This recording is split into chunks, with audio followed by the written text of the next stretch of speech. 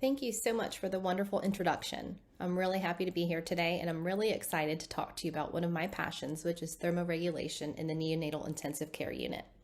My name is Jessica Jones, and I appreciate you guys taking time out of your busy day to hear this lecture. So let's get going. Our objectives today are several. So I want to define the mechanisms of heat loss. I'm sure it's a review for many of you. And we'll discuss the concept of thermoregulation in a thermal neutral environment. We're going to describe the pathophysiologic characteristics of the elbow baby and those things that complicate temperature regulation in that population. We're going to discuss delivery room management of thermoregulation principles and things that we can do to help the infant's temperature on admission. We're going to identify nursing interventions that contribute to euthermia, identify specific challenges to maintaining stable temperatures in our elbow population, as well as discuss the future of temperature regulation, which I'm really excited to talk about. So first things first, why are we here? Why is this important? Once you read these slides and you see the statistics, I feel like it really should hit all of us, the importance of maintaining a stable temperature in these infants. So studies have shown that for each 1 degree Celsius in admission temperature below that 36 degrees Celsius threshold, there is an increase in mortality by 28% and in late onset sepsis by 11%. So right off the bat, that admission temperature that we take, 1 degree Celsius off from 36 degrees, increases your baby's chance of mortality by 28%. And that is staggering. I think any of us, when we really contemplate that number, should be really honed in and focused on what that admission temperature is going to be in our NICU babies. Additionally, the mortality rate for newborns who become hypothermic is 5-fold higher when it happens within the first 5 days of life. And so that's just general newborn population. That's not even just talking about the preterm infant. Additionally, hypothermia is associated with hypoglycemia, respiratory distress, metabolic acidosis, coagulopathy, and death. Temperature instability and poor humidity control lead to increased transepidermal water loss. Those increased losses lead to hypernatremia, which is also associated with IVH, BPD, and mortality. So major benchmarks that we look at in the NICU as far as outcomes. And then lastly, studies that have shown for every milliliter of water loss from evaporation, there's a loss of 560 calories of heat, which is a significant expenditure for these elbow babies. So these 6 little statistics that we're sharing have a significant impact on our infant population and really shines a light on the importance of thermoregulation in our patient population. So kind of to go into a little bit of embryology and a lot of detailed information, let's talk about epidermal development in the fetus. So the stratification of the epidermis occurs between 14 and 23 weeks gestational age. And that's followed by a terminal differentiation with the formation of that stratified, the cornified cell envelope. Between 21 to 22 weeks gestational age, there's a thin layer of compact keratin. That's all. And I think, several years ago, this may not have been as important of a detail, but now when we start talking about the edge of viability and resuscitation of infants at 22, sometimes even 21 weeks gestation, it becomes even more important to focus on that skin development. So between 22 to 23 weeks gestational age, the fetal epidermis is composed of just 2 to 3 thin layers of the stratum corneum, and that becomes more morphologically mature via multiple layers by the end of the second trimester, so later closer to 28 weeks gestation, and it's fully mature by 34 weeks gestational age. Between 23 to 24 weeks gestation, there's a basket weave keratin that's present in the hair follicles, and that gradually extends along the epidermis. Later, during our 3rd trimester of development, that's when we see the cornified cell layers increase in number, and that's when we get the addition of a really formed barrier of skin. And then finally, that postnatal environment that we're going to talk about a little bit with humidification and everything. But the postnatal environment of the preterm baby definitely influences their development, and that leads to histological maturation of the epidermis, where it resembles that of a term infant. And that happens usually by 2 weeks of age. So regardless of the gestational age at birth, typically by postnatal age of 2 weeks, your infant is going to have a histologically mature skin. So let's talk about the thermoneutral environment. That's considered an environmental temperature in which the infant's oxygen consumption and their metabolic rate are both at a minimum. The goal is for no additional calories to be used for heat production or loss. These babies are already at significant caloric deficits. There's a lot of caloric expenditure just trying to stay alive, and so we don't want to have them work even harder to maintain their temperatures in an environment that does not have a stable temperature. A thermal neutral environment is required for adequate growth. And the ambient air temperature required to maintain that thermoneutral environment is going to vary, and it's going to rely on factors such as gestational age, corrected age, and weight, which makes a lot of sense, right? The smaller the baby as far as birth weight and gestational age, the more it's going to require in order to maintain a thermoneutral environment. So let's review mechanisms of heat loss. I'm sure it's all very familiar to you as NICU providers, but we'll go ahead and give a quick review and go back to basics. So evaporation is the major source of heat loss within the first 2 weeks of life in term and preterm infants. It's water vaporization from the body that requires energy and heat consumption, and that leads to heat loss. That's your main mechanism of heat loss in these infants. Then we have convective heat losses, which can happen when the infant is exposed to cold airflows, like airflow through an open door or from air conditioners. We have conduction, which is the transfer of heat from one solid object to another via surface-to-surface contact. So, babies placed on a cold scale or a cold bed, we're going to have heat transfer and heat loss from there. And finally, radiation. And so we've got transfer of heat from the core body tissues into the subcutaneous blood vessels, and that leads to the emission of some infrared rays from the skin surface, leading to heat loss. Looking at heat production in the newborn. So infants require temperature homeostasis for survival, and the goal again is to maintain a thermal neutral state. The baby's going to lose about 150 kcals per minute attempting to maintain euthermia. So a baby that's in a really cold environment or is cold stress is going to struggle and burn a lot of energy in order to maintain a stable temperature. Non-shimmering thermogenesis is the main mechanism of heat production for neonates. It's created via the heat oxidation of free fatty acids, and it requires enough brown adipose tissue, the 5-3 monodiodinase and thermogenin. Importance is brown fat is highly vascularized. It's found in the neck, the axilla, the intrascapular regions, mediastinum, and it also surrounds the major organs, and it's near kidneys and adrenal glands as well. So that's where we find our brown fat.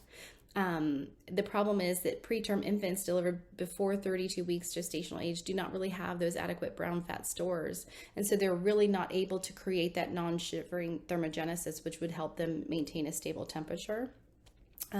Brown fat, when it's metabolized, the heat that's produced, it warms the organs and the blood directly, and that leads to the elevated body temperature. But important note is that when brown fat is ultimately converted to glucose and oxygen, and once it's depleted, it can't be replaced. So once you've used that brown fat, there's nothing else to draw from. But again, our very low birth weight infants do not have those adequate brown fat stores to begin with. So let's see the effect of cold stress on our neonates.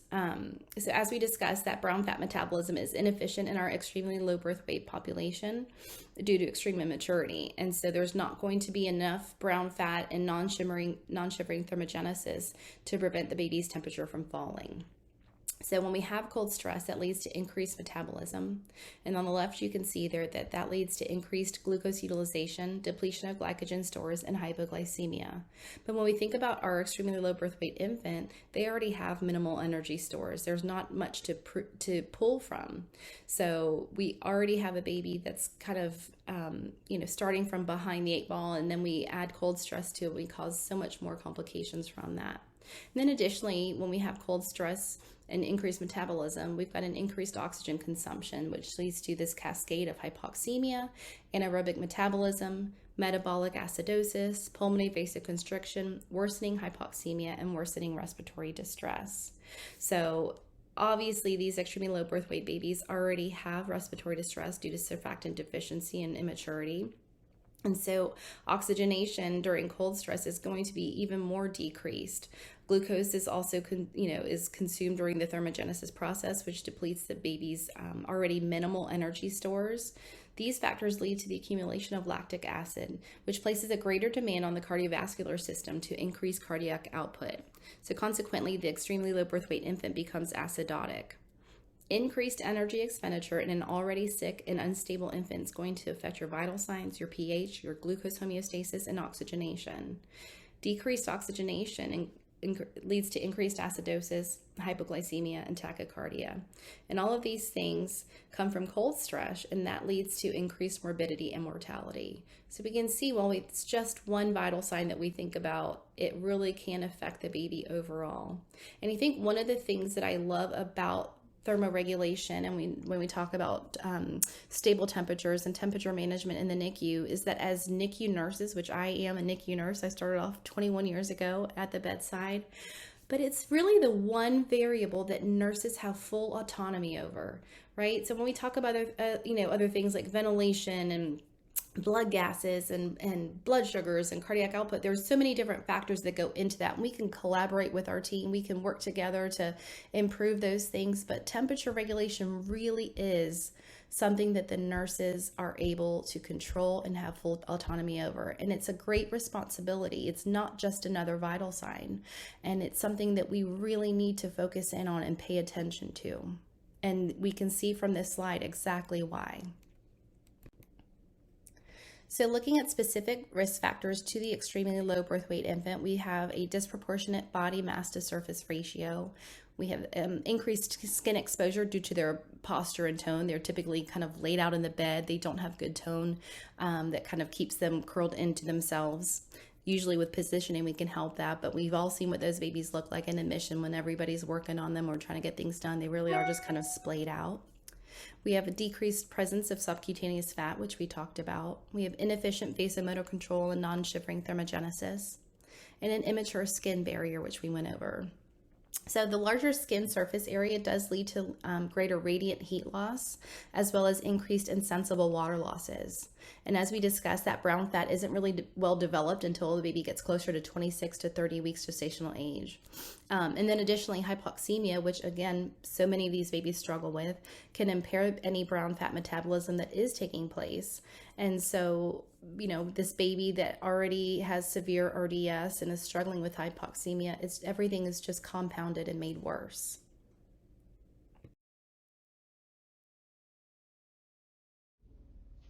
Then we get to management of heat loss in the delivery room.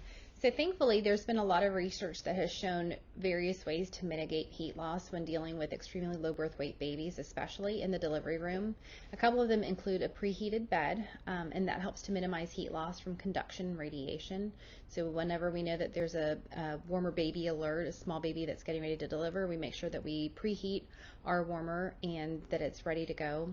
Another method is the polyethylene wraps or bags. So those plastic bags that we place the babies in, we make sure that we don't dry them off, but we put them into the bag right away, and that helps minimize heat loss from evaporation and convection. And then we have the heating of respiratory gases, which is a significant improvement, has shown significant improvement in admission temperatures.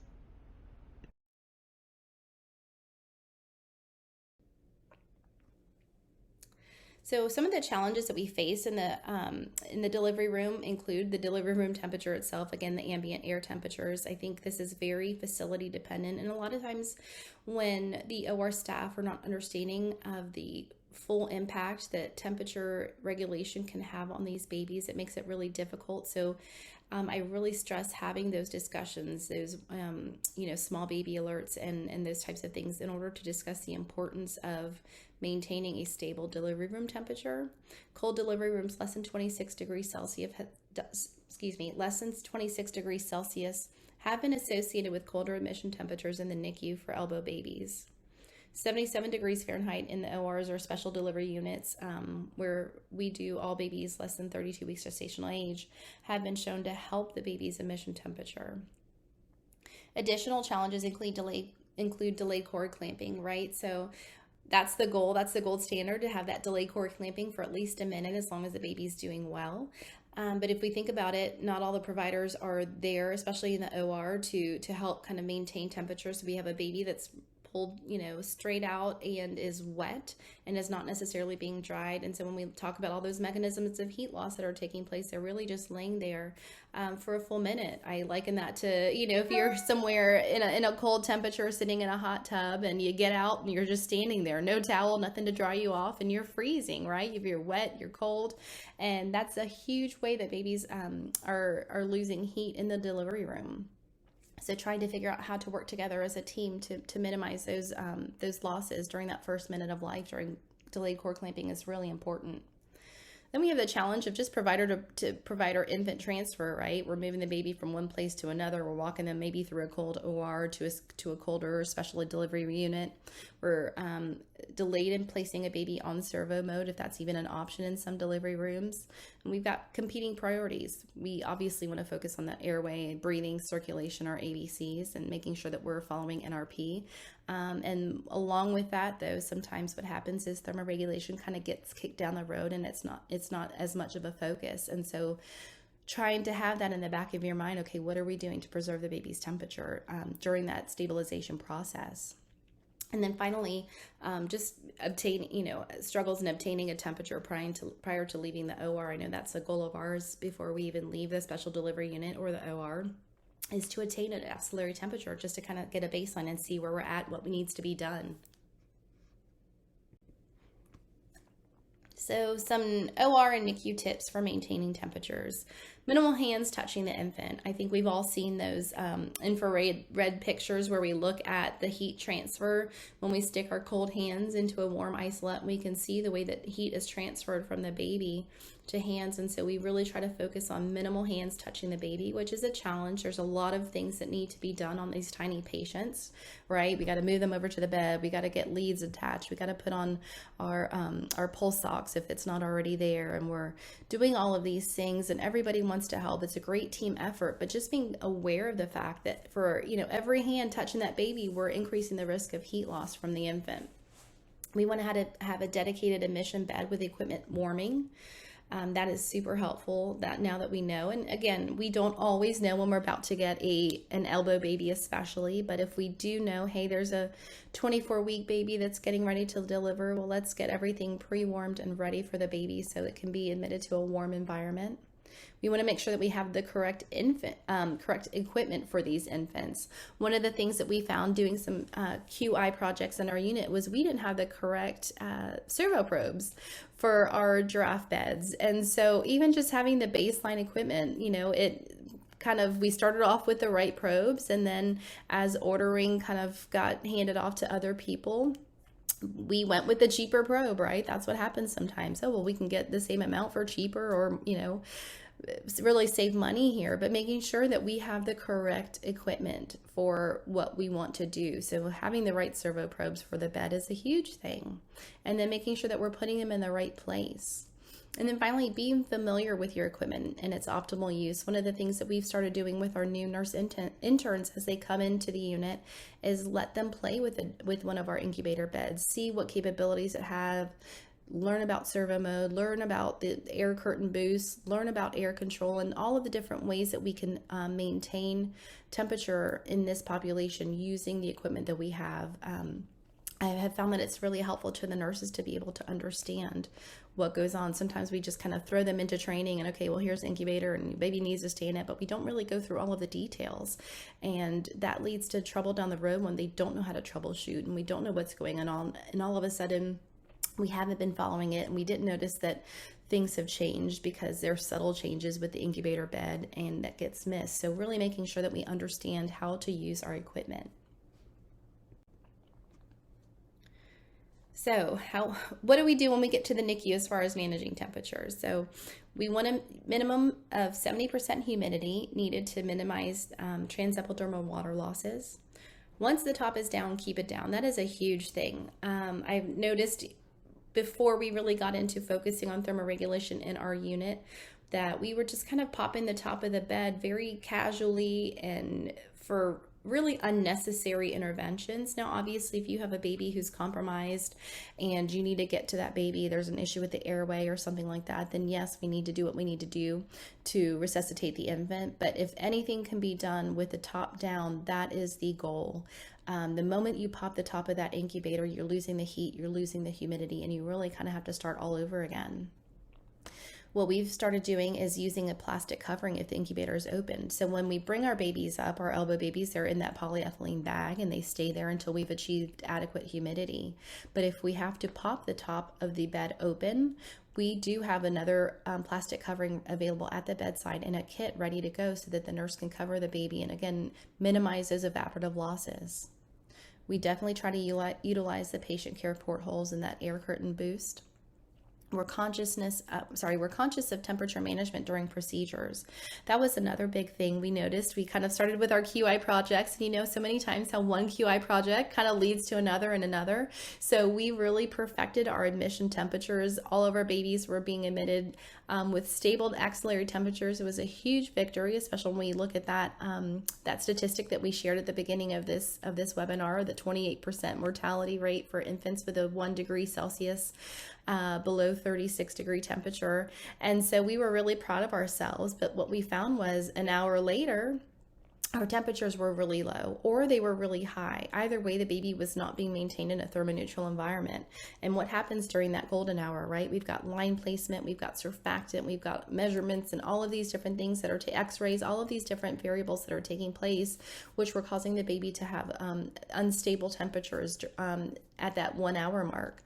And so another QI project, something that we instituted, was having one nurse who was there responsible for temperature checks every 15 minutes during that golden hour time, where they could, stop the provider. Hey, I know you're putting in lines, but we really need to make sure that we've got a stable temperature on this baby. Because what we don't want is to have access and surfactant in, but then have a baby whose, temperature is way below normal. Another way that we can help minimize losses is through pre-warmed IV fluids and heated and humidified gases.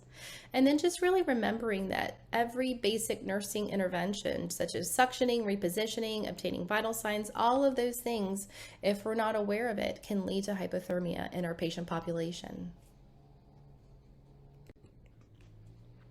Humidification. So the goal of a humidified environment is to minimize those transepidermal water losses and promote skin maturation. So as we talked about the embryology of fetal skin development towards the beginning of this PowerPoint, we discussed how those thin layers of skin in our extremely low birth weight infants can lead to evaporative water losses.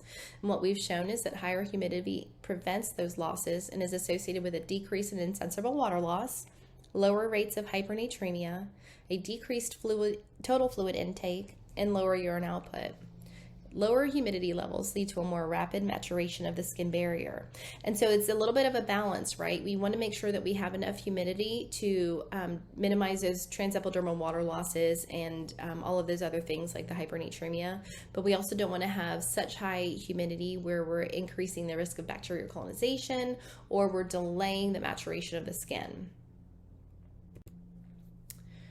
So I love this quote from Sung et al. In 2013, and it says, maintaining appropriate body fluid metabolism as well as balanced electrolyte levels in the extremely low birth weight infant following delivery is regarded as the most important factor to morbidities such as PDA, bronchopulmonary dysplasia, and necrotizing enterocolitis.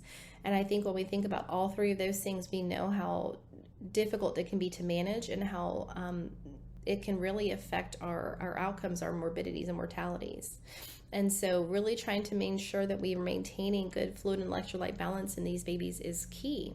And one of the ways that we do that, especially in the first week of life to 2 weeks of life, is through the use of humidification. So some of the challenges that we look at when we talk about thermoregulation overall as a unit include a lack of local thermoregulation guidelines for preterm infants specifically, a lack of staff awareness and education on the importance of normothermia in preterm infants, and a lack of consistency amongst medical and nursing staff on thermoregulation practices. So the question really is, what are we doing well, but also what are we doing wrong? So I'm sure that a lot of this, most of this information probably is not new to us as NICU providers. So then we need to stop and look and think, what are we doing that can be improved upon, right? What are the thermoregulation challenges that we continue to see in our unit? Every unit is so different in the things that they do well and the things in the areas that they struggle in, but thermoregulation as a whole is so important to overall outcomes. And it's a great opportunity for QI projects and a QI thermoregulation bundle. And I think it's really interesting, just my own personal anecdote, because thermoregulation is so important to me and it's something that I'm passionate about. I had an infant who needed a bedside procedure just about 2 weeks ago. An elbow infant needed a bedside drain, and as the surgeon was preparing the baby and cleansing the site, put that cold betadine on the baby. The baby, of course, voided and then is now laying on wet blankets. And the top is open because that's how the baby, the baby's going to be accessed for the procedure. And so it really just took 3 minutes of my time to say, hey, let's stop. Let's get a chemical mattress underneath the baby, take out those wet blankets the baby just voided on, and we put the baby on a chemical mattress. We put a couple of hats on the baby, which normally isn't the case for us when they're in the incubator and servo mode. So we put some hats on the baby, the chemical mattress, and our axillary temperature post-procedure was 98.4, which is a huge victory for our team. It was something that I was really proud of. And even in discussing the preparation, the kind of, hey, let's pause before we really get going on this procedure, when I discussed that with the surgeon, she said, you know what, I kind of said, well, I'm sure, thermoregulation really isn't on the, forefront of your mind right now. You're trying to get this procedure done, make sure baby stays stable. And she actually even replied, absolutely, it is important to us, and how the surgeons are so aware of the effect of thermoregulation on surgical outcomes. And so I think sometimes we get a little bit hesitant to speak up and to say anything. But the goal of this webinar and the goal of giving you this information is to help you to be educated and feel empowered to speak up and say, hey, it's not just another vital sign. Temperature stability is so important in this patient population, and let's do those small little steps that can really make such a big difference on the outcome of this patient. So this is something that our facility came up with. We had our own, like I said, our own thermoregulation quality improvement projects that we had chosen, and where we had seen, okay, here's some areas where we have struggled. And so we worked together with our person to come up with our tips from our giraffe expert, kind of a troubleshooting and helpful guide for our bedside nurses. A couple of things, I know it might be difficult to read there, but a couple of things on there just to continue to preheat those giraffe beds to 37 degrees. And if you have a non-preheated bed to be used for admission, we're gonna preheat that bed then with the top up on 100% for at least 3 minutes. We'll use those air curtain that air curtain button when those portholes are open, when we have them open for a prolonged time.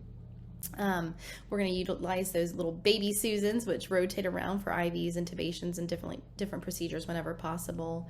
And then we also a couple of tips on probe placement and such. But even just that's a simple thing that you can kind of do is look at your equipment. What do we have? How are we not using it correctly? Or what things are we using correctly that maybe other nurses in our unit that are new or come from different locations can be helped with this information, and coming up with something like this just as a bedside resource, which I think is very helpful. And every time we have something like this at the bedside, it can just serve as a great reminder to our team. So a couple of, when you're talking about, okay, what do we do with all of this information that we've been given? Here are a couple of process improvement ideas. I know small baby teams, that's a whole other talk that I can give, that I really love the concept. All the studies are supportive of small baby teams as far as outcomes.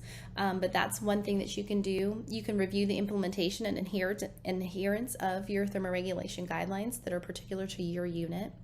You can have training and accountability among nursing, RTs, and providers. And then finally, and to me most importantly, is remembering your whys. And that's a big thing for me as a provider and as a NICU nurse, is why we are doing what we're doing, right? Why do we care about thermoregulation? And it all does point back to those statistics that we shared at the beginning of the PowerPoint presentation. We have such the ability to impact our outcomes, our morbidity and mortality in this patient population, and really impact them for good.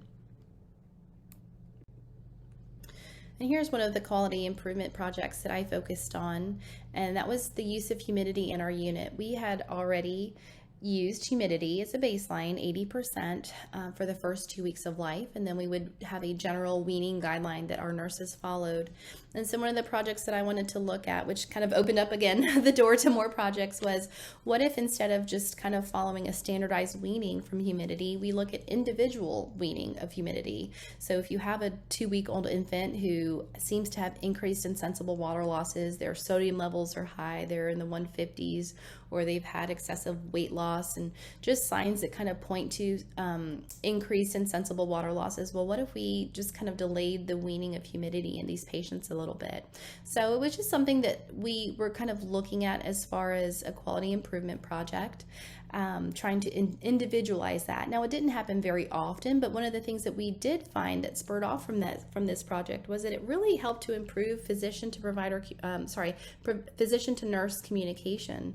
We did a lot of education with our nurses about the importance of thermoregulation, the importance of humidity, and fluid and electrolyte balance. And so that kind of education empowered our nurses to have discussions with our physicians and our nurse practitioners about, hey, I've noticed the baby may have some signs of increased insensible water losses, and we're due to wean humidity today. Maybe we should delay that wean and keep the baby stable at the current humidity. And so it was really an interesting project, and I think it overall helped communication within our unit as well. So that's just one example of an idea regarding thermoregulation and a QI project. So now looking at future utilization, which I'm really excited about this concept, central peripheral temperature gradient monitoring for the detection of late onset sepsis. So studies have shown an association between thermoregulatory alterations and sepsis in newborn infants with normal temperatures. And so instead of just monitoring a single, axillary temperature or having that temperature probe on one specific location, we're looking at the difference between a central and a peripheral temperature gradient. So there was a small pilot study by Lanto and Castellanos that demonstrated interesting results with regard to this thermal gradient alteration. So for this study, it was defined as a gradient greater than 2 degrees Celsius in infants delivered less than 1,500 grams or less than 32 weeks gestational age. And I don't know about your specific units, but I know late onset sepsis is always a concern and always a struggle, right? We have babies who are already struggling with respiratory distress or apnea and kind of other soft symptoms where we're not quite sure, okay, are they having increased apnea because they're sick, because they just need an increased dose of caffeine, or is there something else going on? Is there a problem with the ET tube? Are they requiring increased FiO2 because they have a PDA, because they're getting sick, or things like that? And so we all struggle with detecting late onset sepsis, and so this possibility is really exciting. This study found that there was an alteration in that temperature gradient noted in 12 newborns. In 10 of those infants, the alteration coincided with late onset sepsis. 9 cases were confirmed, 1 was probable. And in the remaining 2 patients, one presented with a hemodynamically significant PDA and the other one with NEC. The sensitivity of the gradient for diagnosis of proven or probable late onset sepsis was 90.9% with a specificity of 90%. So pretty great results. In those 10 infants that had the late onset sepsis, labs were drawn within an hour of the gradient alteration, and laboratory results were not suggestive in infection in 80% of that population. And so if you think about it, so many times, what do we do the first time the baby, is having apnea bradycardia or becomes somewhat symptomatic? We send off those labs, and oftentimes they are reassuring. We don't really find anything specific, and that's because CBCs or a CRP in this infant population can be really difficult to determine if there is some type of a sepsis process going on. And so the fact that 10 of those babies actually did have late onset sepsis, and 80% of them did not have any laboratory changes that coincided with that initial gradient alteration, it really is fascinating to me. And here's a picture of the gradient monitoring that they were talking about. So you can see towards the beginning, as far as hours you've got that smaller differentiation, and then you have that big drop where it looks like right at about 12 hours where you have a big drop between that central or the axillary temperature and the peripheral, the sole of the foot temperature. And so just the possibilities, again, this definitely was a smaller sample size, a smaller study, but I think there's a lot of great potential for future studies. And then finally, what do we do with what we know, right? We've given all this information. For many of you, I'm sure it was just a refresher, a good reminder. But the question is, what do we do with the information that we have now? And so I want you first and foremost to remember that nurses have impact. I think a lot of our physician providers, that this, thermoregulation is not necessarily, the management of a thermoneutral environment and thermoregulation isn't always on the forefront of their minds. I think, they definitely are not experts as far as how to work your incubator beds, how to, change from servo mode to air control, the differences and the importance of doing each one. And so again, I stress the fact that nurses do have impact, especially when it comes to thermoregulation. This is your vital sign to own and to take accountability for, and to really be able to impact. And so run with it. Meet with your NICU leadership. Look at what's going on in your NICU. As bedside nurses, I think you all have a great idea and a great pulse for what's going on in your unit, areas where you're struggling, where you see, wait, the last couple babies I've admitted, their temperatures have been on the lower side. What's going on? So meet with NICU leadership, garner support, show them these slides, show them the way that your temperature can impact your outcomes, right? Get into literature reviews, search the literature, look for what evidence-based practice is showing, what the best practice is. I know the National Association of Neonatal Nurses has a great resource for you when it talks about thermoregulation, chart audits, and compliance checks. I know nobody really wants to be that person that's kind of looking at those things sometimes, but even just doing it anonymously and looking and seeing, okay, what are we finding with regards to temperature and how we're managing it in our unit? Are we adhering to our in-place policies and procedures? Are we doing what we've set in place and what we know to do? And then looking at those policies and procedures and guidelines, are they up to date with clinical practice and what the research is showing, or do they need to be reworked? And garnering some support for that and getting your colleagues together and starting to work on those. Creating a task force or special team. Again, I think, to me, in my opinion, once you share those statistics and the impact that you can have in maintaining stable temperatures, especially in our extremely low birth weight population, and the importance of a thermoneutral environment, it shouldn't be really hard to get folks together to work on a project such as this. And then again, doing retrospective chart reviews, both to see what you could be doing better, and then looking at what your changes have done as far as results are concerned, looking to see, okay, we've implemented a new guideline, or we're making some changes to our initial temperature management during the golden hour, and looking back then and seeing, okay, did we make any changes as far as outcomes? Are we impacting the baby? Are we having better outcomes? And continuing to work through that process. Those PDSA cycles, although people don't really enjoy talking about them, they really can't, they don't have to be difficult. It does not have to be a huge, intense project. I think the key is starting somewhere and then going. And I feel like one of the great things about PDSA cycles and quality improvement projects is they really do kind of continue to cycle through and open up the door to further projects and more learning. And so that's my talk. I have my references listed here that you'll be able to see. I think there's several great references that you can look through, and even a starting point as far as looking at the research for yourself and making sure that your policies and procedures in your unit are up to date with current practice. And that's it. And I think we're moving on to questions now. But thank you so much for your time. Thank you for listening to me talk for the last 40 minutes. And let's get some questions in. Thank you so much for the amazing talk. My name is Kendra Singh, for everybody on the phone, and I'm with GE Healthcare. So we are going to answer some questions that came in while Jessica was presenting. So first thing I want to mention is that, yes, the slides in the presentation will be available. We will be putting it on our clinical view website as well. So first off, you guys will have access to that. And then I'm going to start first with this question. for you, Jessica. So thanks so much for this great session. Do you know how much awareness there is among the clinical community of these thermoregulation strategies, and how can we improve adoption and ultimately patient outcomes? Oh, that's a great question to kick us off with. I think it really depends. I think as nurses, we are probably the most aware of the impact of thermoregulation on our patients. And so I think it kind of also depends on when you say clinical community, who it is that you're kind of talking about.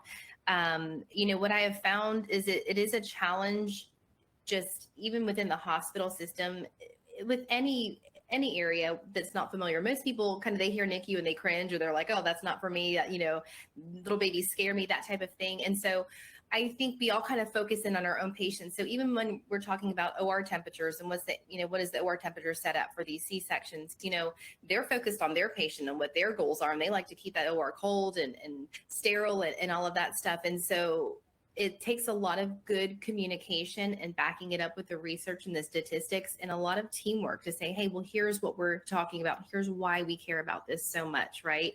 And so it takes a lot of collaboration and good communication to make them aware of the impact of thermoregulation. Even within our own hospital system is our small baby team. Our QI coordinator is brilliant. She's worked, to really bring our small baby team together. And one of the things that we were finding, not related to thermoregulation, but just with getting IV fluids, our starter TPN ready to be, to give to baby on admission, it was a kind of a push with pharmacy. And so what we found is once we started using their language, we kind of talked to them about, well, what do you do for traumas? This is a trauma. The admission of a 23-week infant is a trauma. So what do you do with trauma? You don't wait for for them to get admitted and scan their ID badge to pull the fluids, right? So once we start speaking the same language and really sharing the information, I think that is what has been most helpful in getting everybody on the same page and on board. You really do have to garner support for the administration and their goal, obviously we want to provide excellent care, but we want to look at outcomes, right? We're benchmarking, we look at BPD and PDAs and IVH and all of these things, which, listening to that lecture, thermoregulation impacts all of them. So once we start speaking the same language, that has been the biggest way, in my opinion, that we found to kind of get everybody on the same team. That's great. We also had a couple questions come in, very similar. What is your process for pre-warming IV fluids? Or do you or anyone else have a good method for warming IV fluids in a controlled way? So I think everybody struggles the same. That's why these webinars are so great. We can all know, okay, we're not on an island. We all have the same struggles. We've kind of gone two ways with this. Usually in that beautiful scenario where we know, hey, there's a 24-weeker, they're going to deliver in the next 2 hours. We have time to prepare, so we'll pull the fluids out and let them come to room temperature. We don't do anything special to warm them. If it's a last minute kind of unexpected delivery, I had one of those on Tuesday. 24-weeker came in, delivered within an hour. We do typically sometimes just kind of throw it into the incubator with the top, as that's pre-warming to kind of, but it's not for a long period of time. It's really just to kind of make it not to where it's super cold. One of the other things that we have found helpful just in the overall admission period is we trained our advanced level nurses, our small baby specialist nurses, on how to sterilely prepare our UAC, UVC, like our umbilical lines, because that takes a while, right? We're flushing all the lines through, we're connecting all the stopcocks, doing all of this stuff. So we've actually trained some of our nurses to do that sterilely and have some of those fluids kind of already flushed through the catheters, and we cover that and keep it sterile until the baby's admitted. And it makes it a much quicker process to put lines in, but then also, those fluids are sitting there in kind of a warmer room, having the chance to kind of not be freezing cold before we give them to the baby. So great question. Great. There were a few questions too that came in about temperature probes. You mentioned alternate temperature probes for elbow infants. Can you expand on that?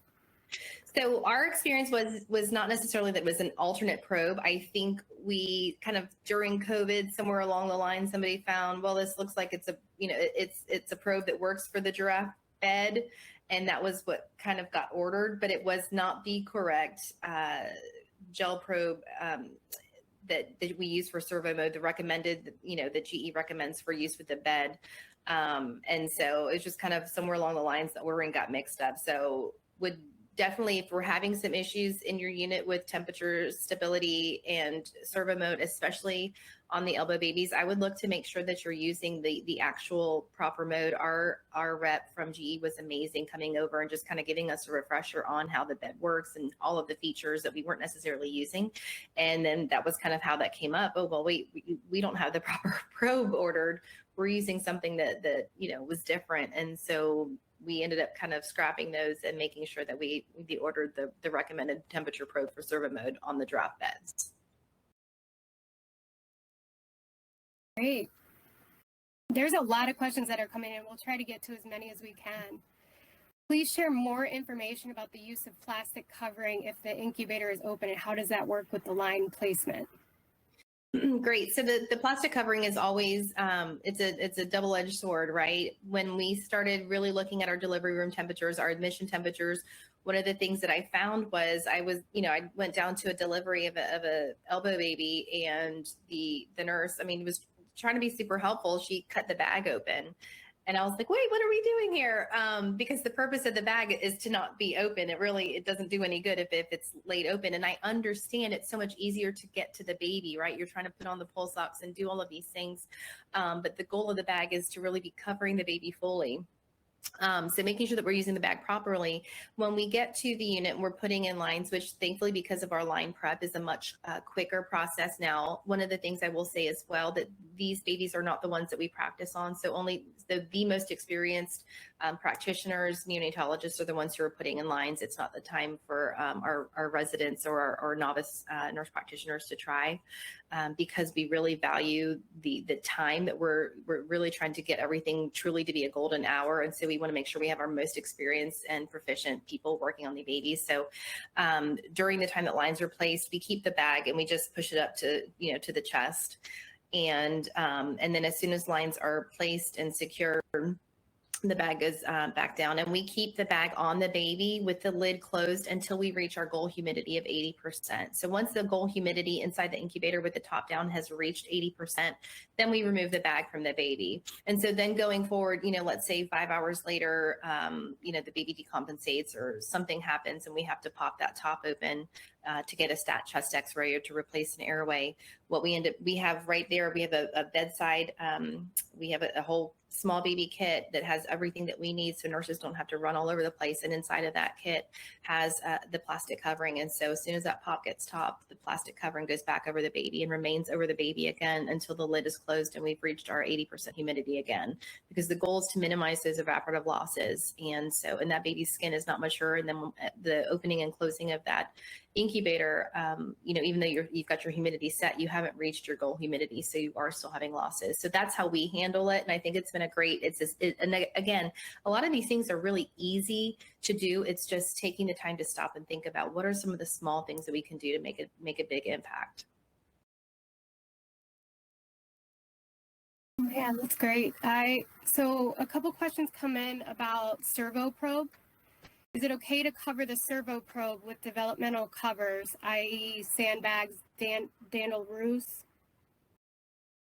So we do not. I think there's somebody on here from GE who is an expert as well. But when we were doing all of our training, kind of getting re-educated as to the best ways to use the incubator, it was really stressed to us that we don't want anything covering the probe. We don't want the baby laying on the probe, and we don't want the baby covering on the probe. So what we do is across the board standard.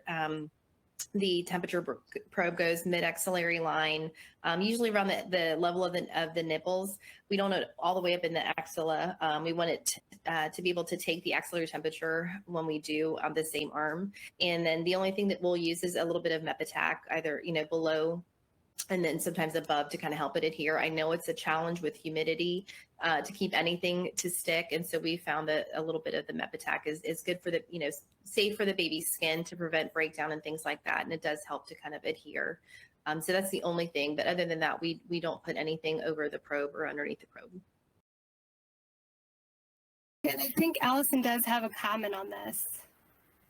Allison Krieger from GE Healthcare as well. Yes, happy to speak on this. So this is something that we can send as a takeaway when it comes to our probes, our placement on them, especially as new research continues to come out on that. So that's something that we're happy to send out to you as a follow-up on this. How do you get central temperature?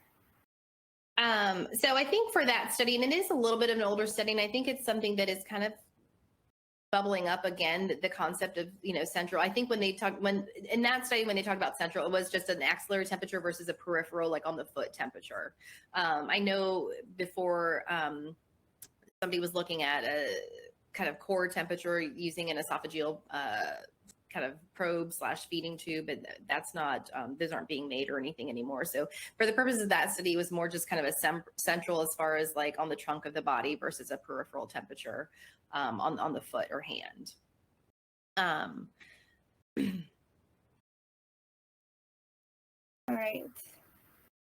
I see the question about humidity environment. So, and the question of sepsis. So when looking at humidity, I know that people are always kind of concerned. I think when you start looking about at the risk of infection and humidity, it's when you've got really high humidity for an extent for really long periods of time, like over 2 weeks, which is not at all what we do. So the goal really, again, there's not a standardized, here it is, here's where you start your humidity, here's how you wean it.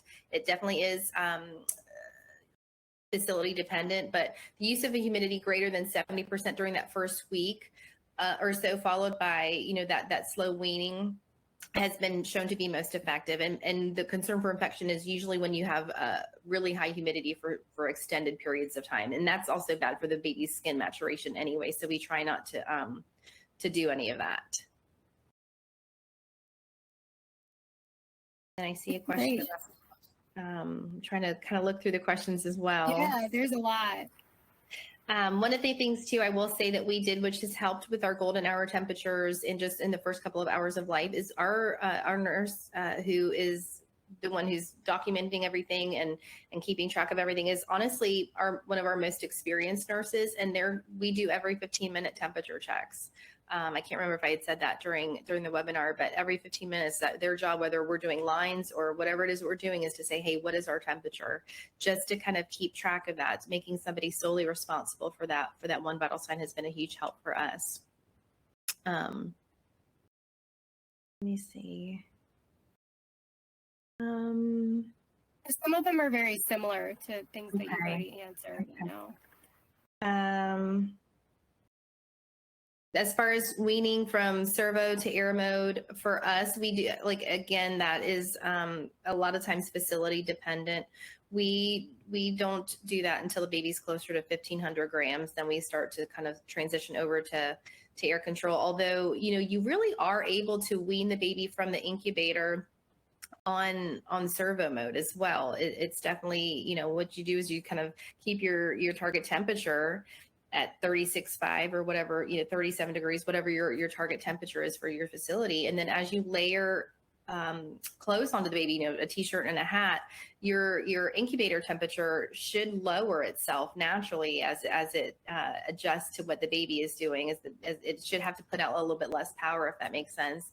And you should be able to drop your ambient temperature as you add layers of clothes onto the baby. So I think sometimes we think, oh, we have to switch the baby over to air control in order to get the baby out of the incubator, but that's not necessarily the case. But for us, we wait to 1,500 grams. And to make sure that there's good, consistent growth before we do that.